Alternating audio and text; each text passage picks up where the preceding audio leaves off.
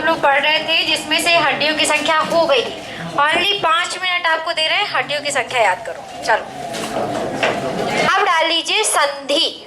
संधि means joint, जो आपके बॉडी में ज्वाइंट है ना, उनमें भी कई प्रकार की संधियां होती हैं।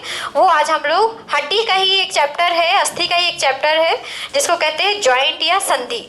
हमने बताया था कि हमारे हाथ एक दूसरे से जुड़े हैं, मतलब ज्वाइंट है, पैर भी एक दूसरे से जुड़ा है। तो कहाँ पे किस प्रकार का ज्वाइंट पाया जाता है, ये पेपर में आपसे पूछा जाता है। तो सब कोई डाल लीजिए संधि या ज्वाइंट। ये हिंदी वाली संधि नहीं है, ये ज्वाइंट वाली है, बायो वाली, ठीक है। संधि या ज्वाइंट। अब ज्वाइंट है क्या, जहाँ पर एक अस्थि दूसरे अस्थि से जुड़ी हुई होती है, वो वाला भाग या वह स्थान क्या कहलाता है, संधि या ज्वाइंट। अब ज्वाइंट जो है मुख्यतः हम लोगों में जो ज्वाइंट पढ़ा जाता है वो मुख्यतः 5 प्रकार का, ठीक है ना। पहला है बॉल एंड सॉकेट, अभी लिखना नहीं है आपको, ठीक है। Ball and socket joint. दूसरा है आपका पाइवोट ज्वाइंट, इसी को कहते हैं रोटेटरी, ठीक है, रोटेटरी ज्वाइंट। फिर है आपका हिंज ज्वाइंट, फिर है आपका एक क्या होगा और बताओ, फिसलती से तो ग्लाइडिंग जॉइंट बोल देंगे ना, फिसलन या प्लेन जॉइंट बोलते हैं इसको, प्लेन जॉइंट, या इसी को दूसरा नाम है ग्लाइडिंग जॉइंट, फिसलन, है ना। एक और होती है, एक कौन सी होती है बताइए, यहाँ पे कौन सी होती है, अच्छा राउंड है, ये राउंड है, ये राउंड नहीं है। जब आप इसको मोड़ते हो ऐसे करके तो आपको थोड़ा सा हल्का सा कड़ापन महसूस होता है, क्या है वो की बताइए। हाँ हाँ, उंगलियों में जॉइंट तो हम बताएंगे वो क्यों होता है, लेकिन यहाँ पे बताइए, यहाँ पे कौन सा जॉइंट होता है बताइए। हमें 4 नाम लिखे हैं लेकिन एक और नाम है, बताएंगे कोई, बताइए भाई। मतलब ये जो धुरी संधि होती है उसको इंग्लिश में क्या बोलते हैं, पाइवोट, सैडल जॉइंट। चलिए अब इसका हिंदी नाम आपको बताते हैं। बॉल एंड सॉकेट तो पता है सबको, गेंद एवं प्याला संधि, ठीक है। पाइवोट जॉइंट या रोटेटरी जॉइंट बोलते हैं इसको, जिसको कहते हैं धुरी संधि। हिंज जॉइंट को कहते हैं कब्जा संधि। प्लेन जॉइंट को सरल संधि या इसी का दूसरा नाम है फिसलन संधि, ठीक। और सैडल जॉइंट को कहते हैं काठी संधि, लकड़ी की काठी वही वाला, ठीक है, काठी संधि। अब चलिए अब समझते हैं ये जॉइंट होते कैसे हैं। मैं आपको इसके बारे में मतलब ये नहीं लिखाऊंगी कि ये संधि ऐसे ऐसे हो चलती है, ऐसे ऐसे, बस समझा रही हूँ आपको। केवल एग्जाम्पल सामने लिखना है कि संधि पाई कहाँ जाती है, क्योंकि पेपर में ये नहीं पूछेगा कि बताइए क्या होता है इसमें, क्या नहीं होता, बस ये पूछा जाता है कि ये वाली संधि कहाँ प्रेजेंट होती है, ये चीज़ आता है। अब गेंद और प्याला संधि को समझिएगा। हमारा जो ये कंधा है ना, कंधे से समझिएगा। हमारा जो कंधा है तो आप कुछ ऐसा स्ट्रक्चर मान लीजिए, ये कंधा टाइप में है, यहाँ पे आपका एक ऐसे, ये आपका इधर कंधा है, इधर आपका हाथ जुड़ा हुआ है। तो ये जो हाथ है, तो हमारा जो हाथ जुड़ा हुआ है तो कुल यहाँ पे कुछ ऐसी प्याले जैसी, कफ जैसी कुछ संरचना है, जिसमें से जो हमारा ये हाथ है, जो हमारा ये 4 आर्म है या आर्म है, ये क्या है, यहाँ पे इसकी एक बॉल जैसी संरचना होती है हड्डी की, जिसके कारण से हमारा जो ये पूरा हाथ है इस प्याले के अंदर, इस सॉकेट के अंदर पूरी तरह से डला हुआ है। अब जब किसी कफ के अंदर आप बॉल डाल देते हैं तो क्या होता है, बॉल को आप क्या कर सकते हैं, घुमा सकते हैं, पकड़ते हैं और उस पर बॉल क्या हो सकती है, घूम सकती है। सेम ऐसे ही आपका हाथ क्या होता है, चारों तरफ घूमता है। घूमता है कि नहीं घूमता, किसी को प्रॉब्लम तो नहीं है इसको घुमाने में ना। चलो, तो ये क्या है, सेम उस बॉल की तरह, कफ में बॉल की तरह ही घूमती है। इस कारण से यहाँ पे जो जॉइंट पाया जाता है उस जॉइंट को हम क्या कहते हैं, गेंद प्याला संधि। समझ में आ गया।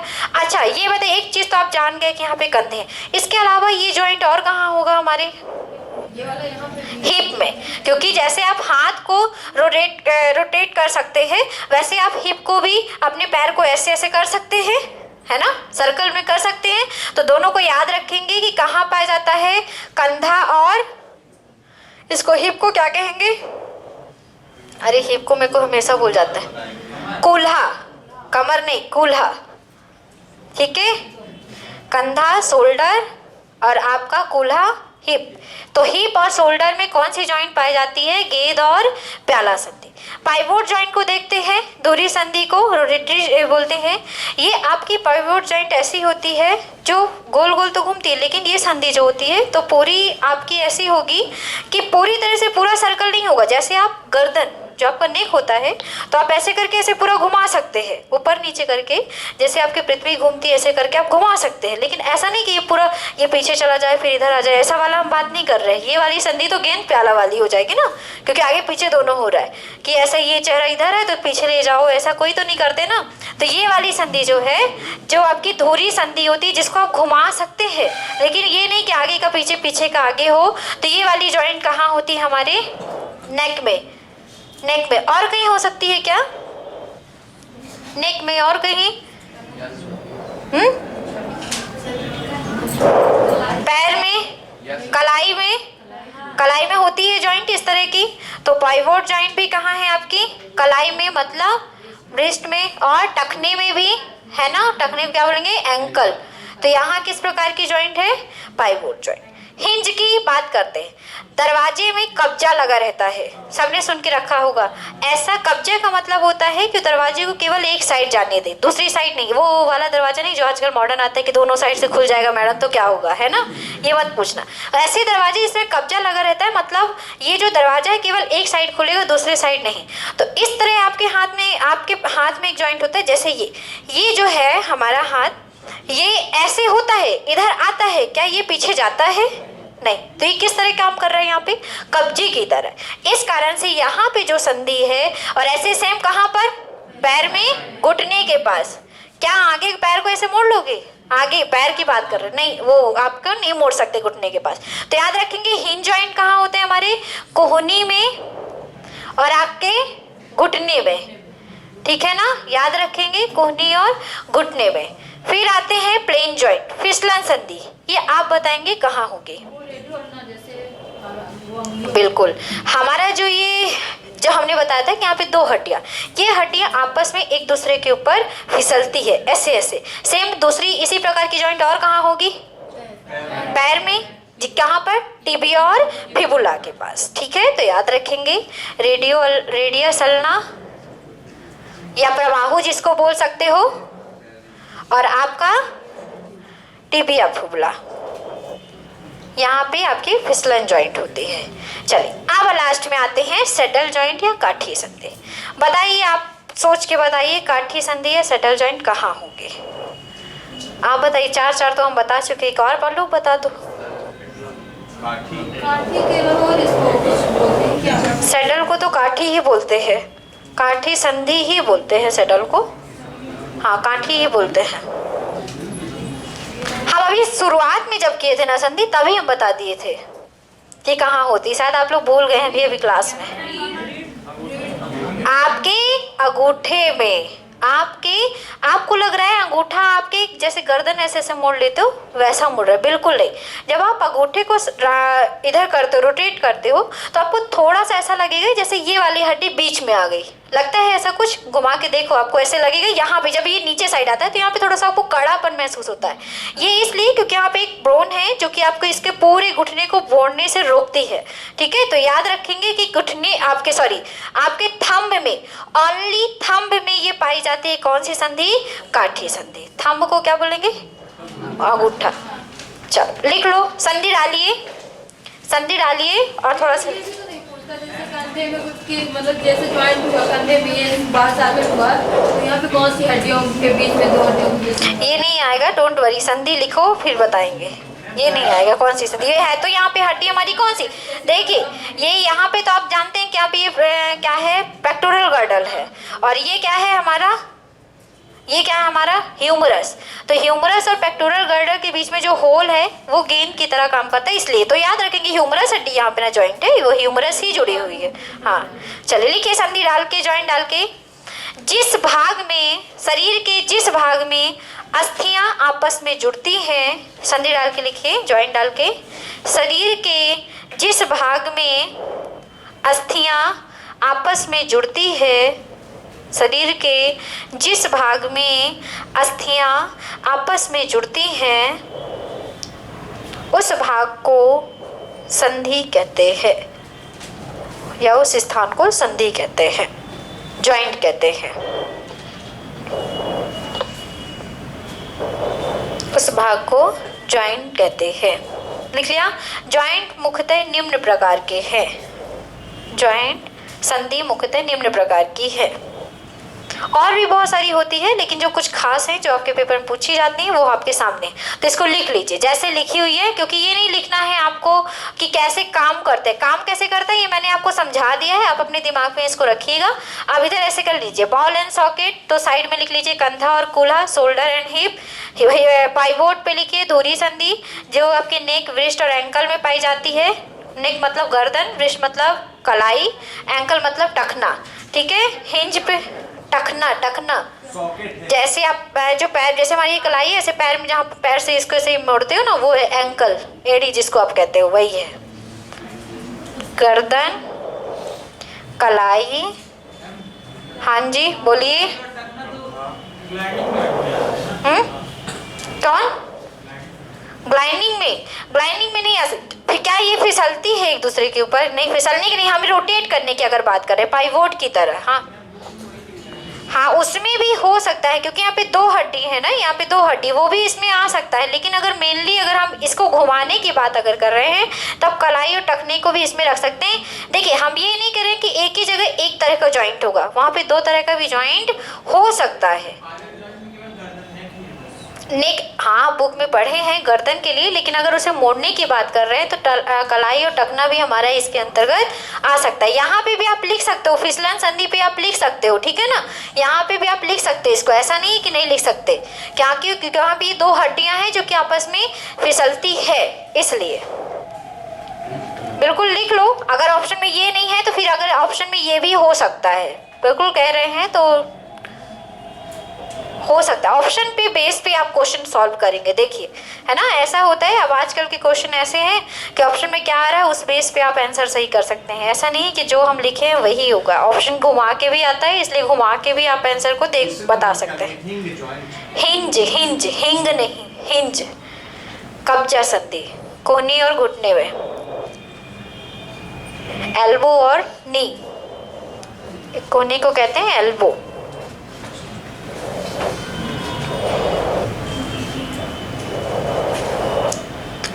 लिख लो।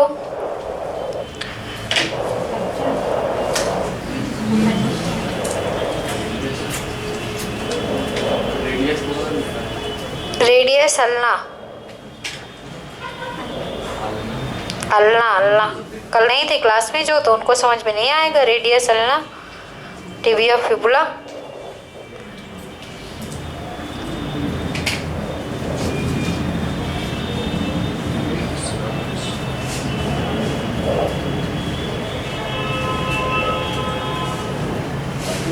यहाँ पे लिख लीजिएगा, प्लेन में भी लिख लीजिएगा कलाई और टखना, ठीक है ना। यहाँ पे रोटेट करने का अगर हम बात करें तब होगा, लेकिन अगर फिसलन की बात कर रहे हैं तब ये वाला जॉइंट होगा, कलाई और टखना में भी, ठीक है।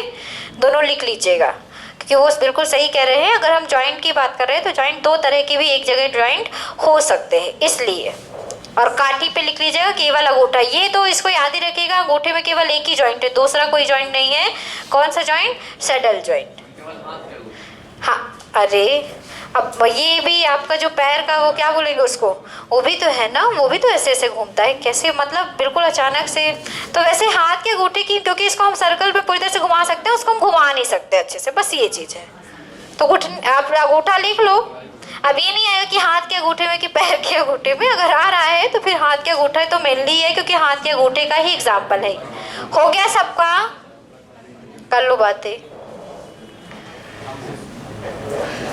अभी आज पूछे नहीं है ना अच्छे से, इसीलिए लगता है कि बातें ज़्यादा होंगी। अच्छा, मोच के बारे में लिखा दिया था ना कि मोच क्या किसे कहते हैं, हाँ वो लिखा दिया था, है ना। हो गया सबका? अब डालिए तंत्रिका ऊतक। अब डालिए तंत्रिका ऊतक, नर्वस टिश्यू, क्योंकि ऊतक पढ़ रहे थे। ऊतक में आपका अब लास्ट पॉइंट आज हम लोग पढ़ेंगे तंत्रिका ऊतक, लेकिन ये लास्ट नहीं है, क्योंकि अब ये 1-2 दिन चलेगा। आज अगर तंत्रिका ऊतक कंप्लीट होता है तो कल हम लोग तंत्रिका तंत्र पढ़ेंगे, है ना, नर्वस सिस्टम पढ़ेंगे। लिख लो भाई जल्दी से, अभी कुछ लोग लिख रहे हैं तो लिख लें। आप लोग जब तक डाल लीजिए तंत्रिका ऊतक।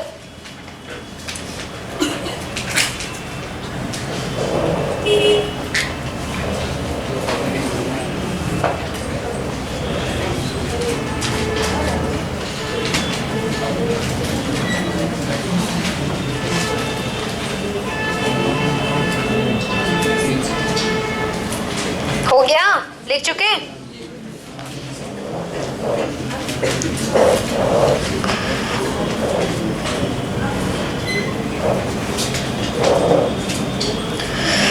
अभी हम लोग का अंतिम ऊतक है तंत्रिका ऊतक, और इसी के साथ साथ हम लोग ऊतक हमारा समाप्त हो जाएगा। नर्वस टिश्यू क्या है थोड़ा सा समझते हैं। आप लिखेंगे नहीं, केवल आप लोग समझेंगे, सुनेंगे, इसके बाद आप लोग को लिखा देंगे। ऐसा ऊतक जो हमारे शरीर में तंत्रिका का निर्माण करता है, नर्व का निर्माण करता है। सबसे सिंपल लैंग्वेज में परिभाषा कि ऐसा ऊतक जो तंत्रिका तंत्र का निर्माण करता है या तंत्रिका का नर्व्स का निर्माण करता है, वो क्या कहलाता है आपका? अब ये तंत्रिका ऊतक, अब ये है क्या काम है, क्या जरूरी है कि निर्माण कर रहा है? तो निर्माण कर रहा है तो कुछ काम ही होगा। तो तंत्रिका ऊतक हमारे शरीर में समन्वय और नियंत्रण का कार्य करते हैं, कोऑर्डिनेशन और आपके कंट्रोल का। आपकी बॉडी में हमने एक दिन और एग्जांपल दिया था कि आपके बॉडी में जो कंट्रोल हो रहा है वो कहाँ से होता है? हमारे तंत्रिका तंत्र से, मस्तिष्क से, है ना। तंत्रिका तंत्र के मस्तिष्क से कंट्रोल हो रहा है। अब ये जो तंत्रिका तंत्र है वो किन ऊतकों से बना? तंत्रिका ऊतक। तो तंत्रिका ऊतक का कोई ऐसा भाग होगा जो हमें कंट्रोल करता होगा, कुछ खास भाग होगा? ऐसा तो नहीं कि पूरा मतलब मस्तिष्क से पूरा यही काम कर रहा है। ये जो तंत्रिका ऊतक है, समन्वय और नियंत्रण क्या है ये समझिएगा। जैसे आपको भूख लग रही है, आपको कैसे पता चलता है कि आपको भूख लगी? क्या आपको पेट बताता है क्या? नहीं, आपका मस्तिष्क बताता है कि आपको क्या लगी है? भूख लगी है। मस्तिष्क के कई सारे पार्ट हैं, हम लोग कल वो जानेंगे कि कौन सा पार्ट क्या बताता है। भूख प्यास कौन बताता है, ताप नियंत्रण कौन करता है, रोना हंसना गाना, जितना भी सोचना समझना पढ़ना, किसी भी चीज़ का डिसीजन लेना, ठंड गर्म महसूस होना, ये जो आपके बॉडी में पूरी तरह से जो वर्क आप फील करते हैं या जो आप काम करते हैं, उस चीज़ का कंट्रोल और कोऑर्डिनेशन कहाँ से होता है? वो हमारे मस्तिष्क के किस भाग से होता है वो हम कल बताएंगे आपको। अभी समझिए, तंत्रिका ऊतक का काम है हमारे शरीर पे नियंत्रण और समन्वय करना, मतलब हमारी बॉडी पे कंट्रोल करना। जैसे कोई चीज़ है तो अगर ये है आपको, जैसे आज पढ़ा दिया, अब आपके माइंड पे जो चीज़ गई है और हमने होमवर्क दिया है आपको कि कल याद करके आना है, तो आपको मस्तिष्क ये आपको रियलाइज़ कराता रहेगा बीच बीच में कि अभी आपको पढ़ना है, अगर आप पढ़ना चाहते हैं, ठीक है ना। ठीक, सबका माइंड एक तरह नहीं होता, मैं ये नहीं कह रही, सबका माइंड एक बार सूची सबको करता है, लेकिन कोई सुनता है कोई नहीं सुनता। वो आपके ऊपर है कि आप सुनेंगे नहीं कि आप सुनना चाहते हैं, ठीक है। तो ये जो है आपका, तो आपको पढ़ना है नहीं पढ़ना है, आप जो याद करना है याद नहीं करना है, ये कौन आपको बता रहा है? मस्तिष्क। मतलब एक प्रकार से आपके कामों को क्या कर रहा है, ये आपको रियलाइज़ कराता है। नियंत्रण की अगर हम बात कर रहे हैं तो नियंत्रण जैसे समझ लो कोई चीज़ देखने में अच्छी लग रही है, आपको पसंद है, आपको लेना है, लेकिन आप ले नहीं सकते, आप जानते हैं कि हम नहीं ले सकते उस चीज़ को। तो समझ लो रसगुल्ला सामने रखा है, किसका खाने का बहुत मन है, अब इतना मन है, इतना छोटे बच्चे के साथ ऐसा होता है, ये वो तो ले लेते हैं भाई, उनको पता है कि हमें कोई डांटेगा नहीं। लेकिन क्या होता है कि आपको रसगुल्ला खाने का मन है, समझ लीजिए सामने रखा है और मना किया गया है कुछ रसगुल्ले को छूना नहीं है ना, पहले किसी और पहले रिश्तेदारों को दिया जाएगा फिर आपको। अब बहुत मन है तो कुछ लोग तो चोरी भी कर लेते हैं, कुछ लोग तो चोरी भी कर लेते हैं, लेकिन आपको मस्तिष्क ये कहता है कि मना किया गया है तो आप उसको टच नहीं करेंगे। मतलब आप उसको टच नहीं कर रहे हैं, ये आपके ऊपर क्या है? मस्तिष्क का कंट्रोल है। क्या है ये आपके ऊपर मस्तिष्क का क्या है? कंट्रोल है। मतलब आप अपने आप को क्या कर रहे हैं? कंट्रोल कर रहे हैं, है ना। ये समझ रहे हैं। आज फुल्की खाने का मन है, पैसे नहीं है तो कंट्रोल हो जाएगा अपने आप, लेकिन पैसे हैं और फिर ना खाओ, ये कंट्रोल है। समझ लो, पैसे नहीं तब तो नहीं खाओगे, ये तो नॉर्मल सी बात है, ठीक है। लेकिन पैसे हैं और फिर नहीं खाओगे तो वो आपके मस्तिष्क के ऊपर आपका क्या है? कंट्रोल है। तो ये कंट्रोल और कोऑर्डिनेशन, समन्वय का काम कौन करते हैं हमारे शरीर में? तंत्रिका ऊतक करते हैं। तंत्रिका ऊतक हमारे शरीर में मस्तिष्क, मेरुरज्जु, स्पाइनल कॉर्ड बनाने का काम करते हैं तथा अन्य तंत्रिका तंतु बनाने का काम करते हैं, ठीक है। तंत्रिका ऊतक क्या करते हैं? मस्तिष्क में रज्जु तंत्रिका तंतु नर्व फाइबर्स के निर्माण में सहायता करते हैं या निर्माण करते हैं। तंत्रिका ऊतक की एक यूनिट होती है, मतलब तंत्रिका ऊतक को बनाने के लिए कोई सेल होगी और सेल को क्या कहते हैं? इकाई इकाई कहते हैं शरीर की, सेल को हम क्या कहते हैं, शरीर की इकाई कहते हैं, संरचनात्मक कार्यात्मक इकाई कहते हैं, यूनिट कहते हैं। सेम ऐसी ही तंत्रिका ऊतक बनाने के लिए एक खास यूनिट होती है जिसका नाम है, ठीक है, न्यूरॉन, ठीक है, जिसको तंत्रिका कोशिका भी हिंदी में कहते हैं। ऐसी कोशिका जो तंत्रिका का निर्माण करती है तंत्रिका कोशिका कहलाती है, या तंत्रिका कोशिका का दूसरा नाम क्या है, न्यूरॉन है। तंत्रिका कोशिका का दूसरा नाम क्या है, न्यूरॉन। अब न्यूरॉन से संबंधित कुछ क्वेश्चन पूछे जाते हैं आपके पेपर में कि न्यूरॉन में कुछ है पार्ट हैं, जैसे आपका पार्ट की बात करें तो डेंड्रॉन हो गया, पार्ट की अगर बात कर रहे हैं तो डेंड्रॉन हो गया, दूसरा एक्सॉन हो गया, ठीक है, और क्या हो गया, डेंड्रॉन, एक्सॉन, और क्या हो गया भाई बताओ, सिनेप्सिस भी हो गए, है ना। ये सभी जो है आपके डेंड्रॉन, एक्सॉन, सिनेप्सिस, कुछ लाइक दैट ऐसी संरचना होती है। मैं आपके सामने बना रही हूँ, आपको बनाना नहीं, अभी केवल आपको समझना है। कुछ खास संरचना नहीं बनेगी, लेकिन आपको ये चीज़ समझना है कि कुछ ऐसी संरचनाएं आप लोग मोबाइल में देख सकते हैं उस चीज़ को, ठीक है। अब ऐसा मत कहना अपने मन में कि मैडम जब मोबाइल से ही पढ़ना होता तो आपसे क्यों पढ़ते, ठीक है। अभी संरचना समझा रहे हैं, जिससे आपको संरचना समझ में आ जाए तो आप लोग थोड़ा सा उसको अच्छे से ध्यान में आपके माइंड पे रहा है।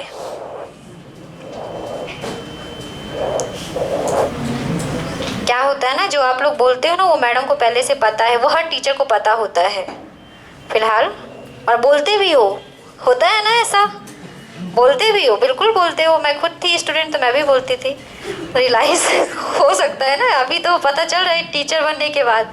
चलो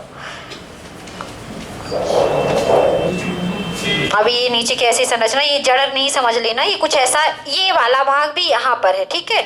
अब ये जो भाग है यहाँ पे बीच में केंद्रक होता है, ठीक, और इसके आगे पीछे द्रव भरा होता है यहाँ पे, ये जो भाग है, और ये यहाँ पे भी कुछ ऐसे आपके ऐसी संरचनाएं इसके ऊपर होती हैं। ये नर्व्स है, ये वाला भाग।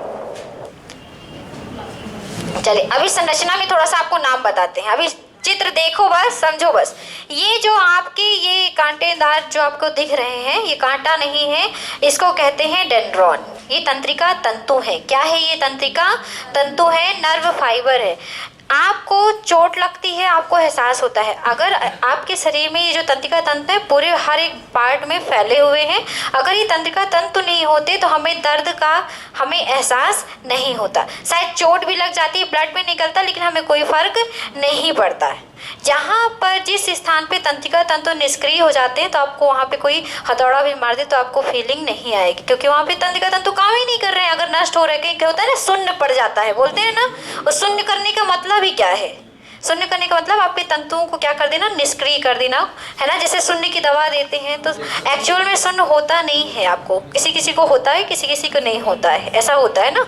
तो ये आपका मतलब है कि जो आपके तंत्रिका तंत्र हैं वो पूरे बॉडी पे ऐसे ही रूप में फैले हुए हैं, ऐसे ही रूप है, कुछ ऐसा समझ लेना, ऐसे ही रूप में पूरे शरीर पे फैले हुए हैं। मतलब अगर आपके हाथ में कहीं भी चींटी काट दी जाए, कुछ कर दिया जाए तो आपको ऑब्जेक्टली पता चल जाएगा। क्यों पता चलेगा? क्योंकि आपके जैसे ही आपको किसी ने चींटी काटी तो आपके नर्व्स में लगेगा, आपको किसी ने टच किया तो आपके डायरेक्टली नर्व्स में टच हो जाता है, क्योंकि त्वचा के अंदर ही जस्ट नीचे ही पाए जाते हैं। तो जैसे ही टच किया किसी ने तो आपके माइंड से वो सेंस लेके जाता है डायरेक्टली मस्तिष्क में, और मस्तिष्क से समझ लीजिए किसी ने चींटी काटी तो क्या करते हैं आप, हाथ हटाते हैं, ऐसे समझ लीजिए कि कांटा लग गया, तो कांटा लगने पे आप क्या करते हैं, पैर हटाते हैं। अब पैर क्यों हटा रहे हैं? क्या आप सोचते हैं कि पैर हटाऊं कि ना हटाऊं? ऐसा कुछ होता है क्या? नहीं होता है ना, क्योंकि जैसे आप बटन चालू करते हैं, इलेक्ट्रॉनिक बटन चालू करते हैं और आपका बल्ब क्या हो जाता है, ऐसा तो नहीं होता कि बल्ब बोले कि अभी मैं आ जाए, थोड़ा सा धारा आ जाए, विद्युत धारा आ जाए, फिर मैं चालू, ऐसा नहीं होता। सेम ऐसे ही जैसे ही आपके पैर में कांटा चुभा, वैसे ही आपकी नर्व्स में जैसे ही कांटा टच हुआ और वो सेंस कहाँ जल्दी जल्दी कहाँ गई, मस्तिष्क, और मस्तिष्क ने ऑर्डर दिया कि पैर हटाना है। तो वो ऑर्डर जो मिला है, ये ऑर्डर लेकर आए हैं, ठीक है। डेंड्रॉन क्या है, ऑर्डर लेकर आए हैं, वो कहाँ, ये जो लेकर आए हैं संदेश, वो कहाँ पे है, गया हमारे, ठीक है केंद्रक के पास, मस्तिष्क के केंद्रक में, और केंद्रक से जो सूचना मिली वो इसके माध्यम से इधर जाएगी। और ये भी क्या है, एक प्रकार का डेंड्रॉन है, इसको हम सिनेप्सिस कहते हैं। ये जो नर्व्स है केवल एक नर्व्स नहीं है ये, इसी से इसके जैसे हमारे शरीर में लाखों लगभग अरबों नर्व्स होती हैं। कितनी नर्व्स होती हैं? अरबों, संख्या में अरबों, क्योंकि हमारा इतना बड़ा शरीर भी है तो अरबों होंगी। तो याद रखेंगे कि यहाँ से जो सूचना लाने का काम करते हैं हमारे शरीर में वो कौन करते हैं? डेंड्रॉन। और जो सूचना होती है यहाँ पे जाती है और वहाँ से जो आंसर मिलता है उसको ले जाने का काम कौन करते हैं? हमारे डेंड्रॉन ही ले जाते हैं। लेकिन जाएगा कहाँ से? एक्सॉन से। कहाँ से जाएगा? एक्सॉन से जाएगा, ठीक है। और ये जो नीचे ये कांटेदार जो संरचना दिख रही है इसको कहते हैं सिनेप्सिस। इसको क्या कहते हैं? सिनेप्सिस। मतलब सिनेप्सिस जो होता है वो एक नर्व्स को दूसरे नर्व से जोड़ने का काम करता है। मतलब इससे ही सेम ऐसी संरचना में दूसरी नर्व्स जुड़ी हुई है, फिर इसके आगे भी ऐसे इससे ही एक ऐसी नर्व्स आगे जाके जुड़ी हुई। मतलब ये जुड़ कर एक दूसरे से क्या हुए हैं? पूरे शरीर पे फैले हुए हैं। तो शरीर के किसी भाग में कोई भी अगर काम होता है तो अगर उसको क्या रिजल्ट करना है, ठीक है, वो कहाँ से रिजल्ट आता है? हमारे न्यूरॉन की केंद्रक से आता है। और ये न्यूरॉन हमारे डायरेक्टली किससे जुड़े होते हैं? मस्तिष्क में। और मस्तिष्क से ही ऑर्डर लेकर आते हैं कि क्या करना है। जैसे अभी रसगुल्ला वाला बताया था, अब कंट्रोल कर रहे हो, वो क्यों कर रहे हो? क्योंकि आपका जो केंद्रक है वो ऑर्डर दे रहा है कि आपको उसको टच नहीं करना है। अब ऑर्डर दे दे कि खा लो तो खा लोगे, और क्या है, बस ये चीज़ है ना। तो समझिएगा इस चीज़ को कि जो डेंड्रॉन है, डेंड्रॉन का काम क्या है? हमारी शरीर के किसी भी भाग से संदेश को लेकर आना, किसी भी मतलब किसी प्रकार का मैसेंजर टाइप का काम करता है डेंड्रॉन।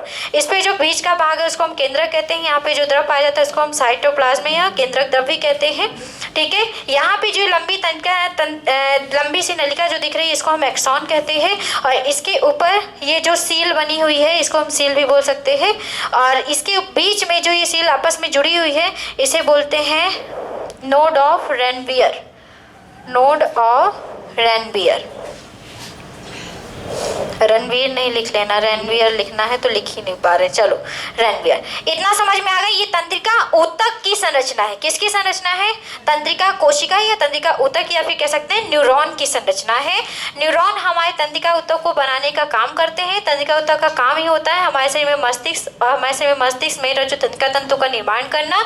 और ये हमारे शरीर पे पूरी तरह से क्या करते हैं? बैलेंस और कंट्रोल करने का काम करते हैं। आप कोई चीज़ खा रहे हैं तो आपको पता चल जाता है कि अब हमको नहीं खाना है, ये हमारे लिए नुकसानदायक। खाते जा रहे हो, पार्टी में गए हो, अभी खूब खा के भी आए होगे, तो खाते जा रहे हो, लेकिन कुछ देर बाद ऐसा लगता है ना कि अब नहीं खाना चाहिए, पेट ऐसा लग रहा है कि भर गया है। तो क्यों बता रहा है आपका? कौन बता रहा है आपको? मस्तिष्क बता रहा है कि अब नहीं खाना, नहीं हम फट जाएंगे, ऐसा कुछ है। समझ रहे हैं? तो वो क्यों बता रहे हैं? कौन बता रहा है? आपका तंत्रिका ऊतक। और उसको ले जाने का काम कौन करेंगे? हमारे न्यूरॉन। ये क्लियर हो गया? संरचना हम लिखा देंगे, इसके बारे में थोड़ा थोड़ा सा लिखना है। तो चलिए तंत्रिका ऊतक डाल के लिखिए। इसका मेन काम है, आपको काम याद रखना है। लिखिए, शरीर के समस्त अंगों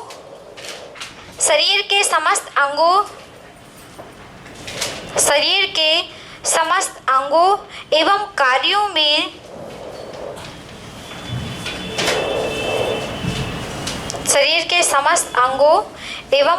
में नियंत्रण तथा समन्वय, कंट्रोल एंड कोऑर्डिनेशन, नियंत्रण तथा समन्वय करने का कार्य, शरीर के समस्त अंगों एवं कार्यों में नियंत्रण तथा समन्वय, लिख लेंगे समन्वय, कोऑर्डिनेशन बोलते हैं इसको, ठीक है। समन्वय करने का कार्य जो ऊतक करते हैं उन्हें तंत्रिका ऊतक कहते हैं। समन्वय करने का कार्य जो ऊतक करते हैं उन्हें तंत्रिका ऊतक कहते हैं।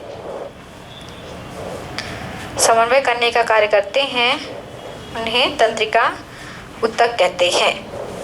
जो ऊतक करते हैं उन्हें तंत्रिका ऊतक कहते हैं। तंत्रिका ऊतक शरीर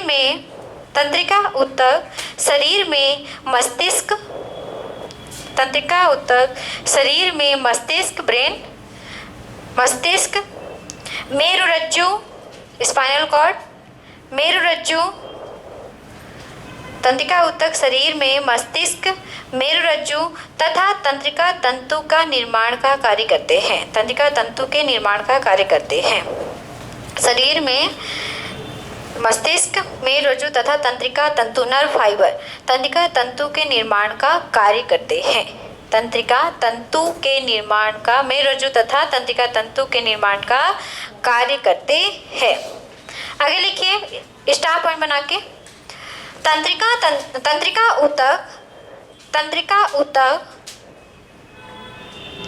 ऊतक आगे लिखेंगे। क्या हो गया शुभम, कहाँ चले गए? क्या लिख रहे थे, क्या छूट गया? तंत्रिका तंतु के निर्माण का कार्य करते हैं। कितना धीरे क्यों लिख रहे हैं? सब लिख के बैठ गए, अभी पीछे हैं। चलो आगे स्टार पॉइंट पे लिखिए। तंत्रिका ऊतक शरीर के विभिन्न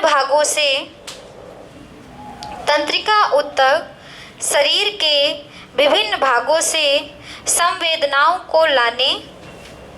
तंत्रिका ऊतक शरीर के विभिन्न भागों से संवेदना मतलब सेंस, जो आपका सेंस मिलता है, आपको संवेदना मिलती है। संवेदनाओं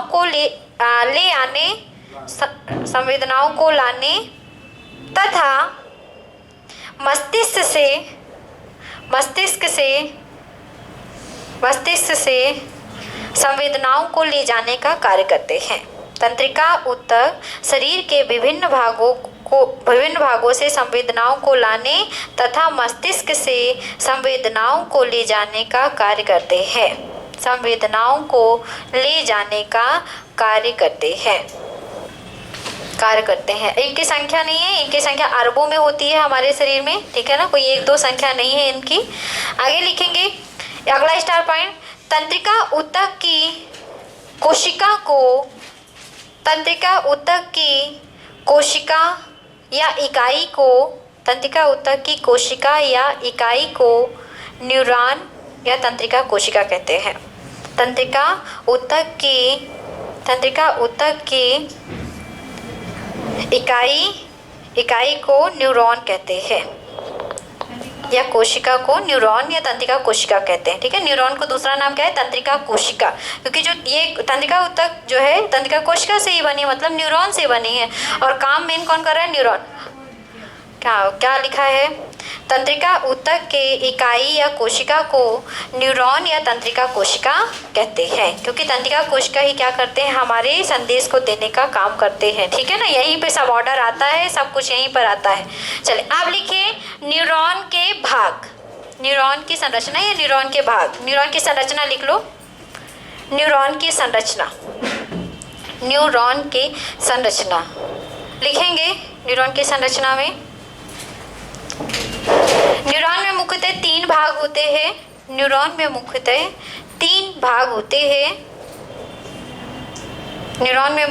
3 भाग होते हैं। ये सिनेप्सिस अलग से लिखाएंगे। पहला है साइटोन, दूसरा है डेंड्रॉन और तीसरा है एक्सॉन। साइटोन, डेंड्रॉन, एक्सॉन लिख लीजिए तीनों भाग के नाम, साइटोन, डेंड्रॉन, एक्सॉन। हाँ, ये वाला जो पार्ट है इसको कहते हैं साइटोन। ठीक है, ये वाला जो भाग है, ये जो यहाँ से जो नलिका निकल रही है, ये वाला जो भाग है एक्सॉन, और ये जो संरचना दिख रही है आपको, ये वाला भाग है डेंड्रॉन।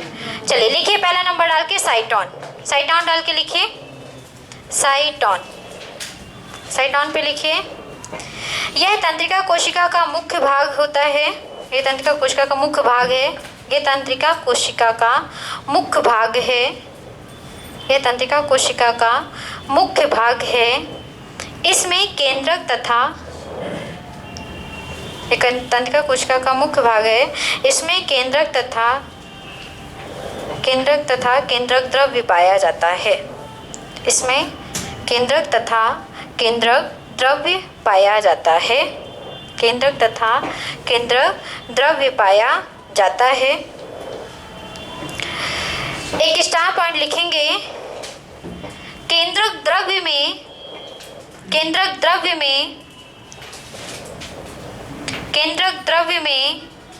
केंद्रक द्रव्य में अनेक छोटे छोटे कण उपस्थित होते हैं। केंद्रक द्रव्य में अनेक छोटे छोटे कण उपस्थित होते हैं। अनेक छोटे छोटे कण उपस्थित होते हैं जिन्हें निसेल्स कण कहते हैं। सामने लिखा है जिसे निसेल्स कण कहते हैं। जिसे निसेल्स कण कहते हैं। जिसे निसेल्स कण कहते हैं। हो गया सबका? निसेल्स कण कहते हैं। ठीक है, तो याद रखें कि निसेल्स कण कहाँ पाए जाते हैं? हमारे साइटोन में, केंद्रक के साइटोप्लाज्म में। ठीक, आप लिखिए दूसरा डेंड्रॉन। दूसरा लिखिए डेंड्रॉन।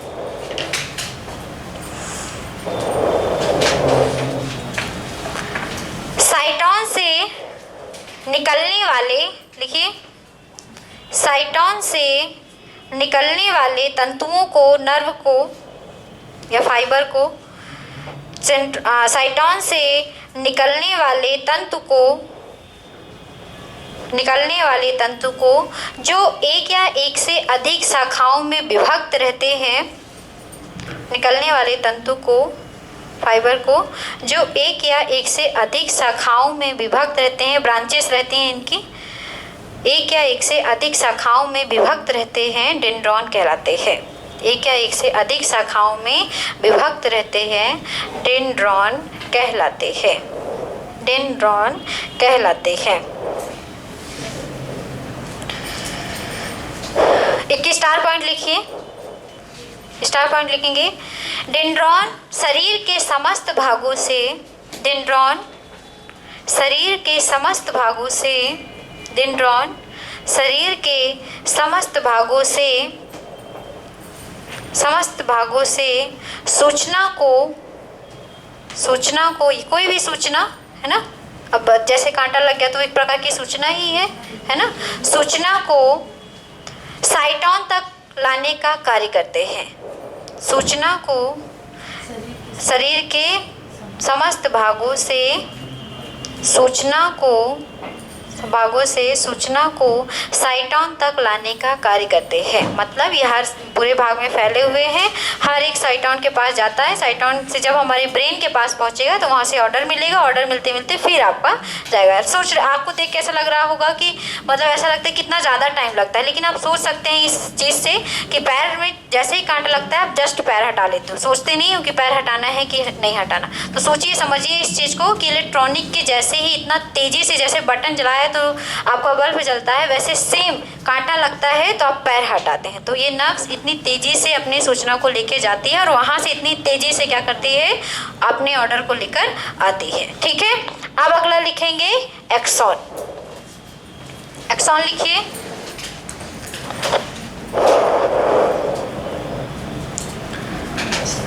एक्सॉन पे लिखिए साइटोन से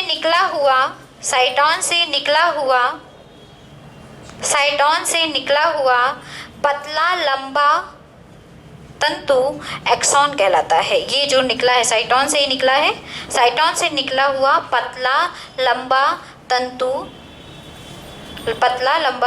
एक्सॉन कहलाता है।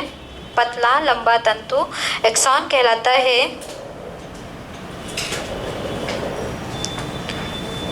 एक्सॉन कहलाता है। यह एक न्यूरॉन से, आगे लिखिए इसका कार्य जो है वो लिखिए, यह एक न्यूरॉन से दूसरे न्यूरॉन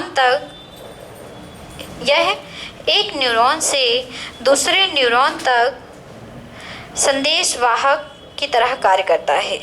यह संदेश देने का काम करता है, ऐसा भी लिख सकते हैं।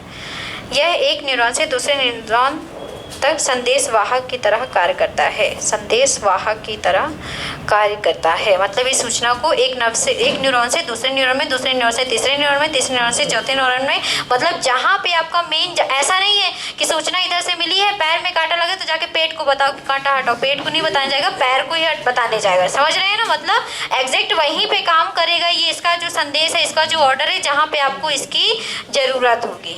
आ रहा है समझ में? चलिए आगे लिखिए, और अभी लिखते चलिए, क्या बात है। लिखिए आप सिनेप्सिस। सिनेप्सिस के बारे में लिख लीजिए। सिनेप्सिस चौथा है। नहीं, वैसे मुख्यतः 3 भाग होते हैं, लेकिन इसको भी हम पढ़ेंगे क्योंकि ये भी इसका एक पार्ट है। ठीक है, सिनेप्सिस लिखिए। हाँ, डाल सकते हो, चौथा भी डाल सकते हो। ऐसा तो पूछेगा नहीं कि कितने भाग होते हैं न्यूरॉन के, ये नहीं पूछेगा क्योंकि इसके सभी पार्ट हैं। ये लिखिए,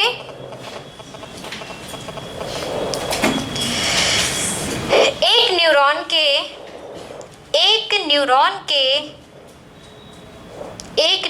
के एक्सॉन के अंतिम भाग को एक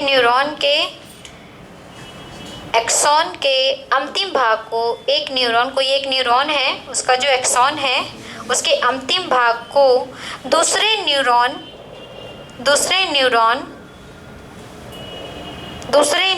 के डेंड्राइट, ठीक है, डेंड्रॉन को डेंड्राइट लिखेंगे। दूसरे न्यूरॉन के डेंड्राइट्स से जोड़ने वाले भाग को सिनेप्सिस कहते हैं। एक न्यूरॉन के एक्सॉन के अंतिम भाग को दूसरे न्यूरॉन के डेंड्राइट से जोड़ने वाले भाग को हम क्या कहते हैं? सिनेप्सिस कहते हैं। हमने बताया भी कि आपको ये जो नर्व से जो दिख रहा है न्यूरॉन, ये एक नहीं है, अरबों की संख्या में है। इसका जो अंतिम भाग है वो दूसरे वाले के किससे जुड़ेगा? डेंड्रॉन से जुड़ेगा, है ना।